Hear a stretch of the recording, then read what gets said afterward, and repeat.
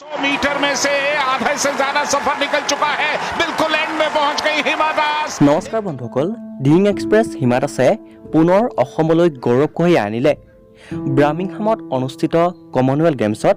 মহিলাৰ 200 মিটাৰ দৌৰত প্ৰথম স্থান দখল কৰিবলৈ সক্ষম হৈছিল হিমা দাসে মাত্ৰ 23.42 ছেকেণ্ডত প্ৰথম স্থান দখল কৰি পুনৰ আন্তঃৰাষ্ট্ৰীয় পৰ্যায়ত জিলিকি উঠিছে হিমা দাস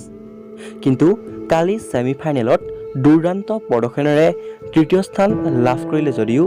মাত্ৰ 0.01 ছেকেণ্ডৰ ব্যৱধানত ফাইনেলত প্ৰৱেশ কৰিব নোৱাৰিলে ডিং এক্সপ্ৰেছ হিমা দাসে আৰু আজি পুনৰ 400 মিটাৰ দৌৰত অংশগ্ৰহণ কৰিব হিমা দাসে গতিকে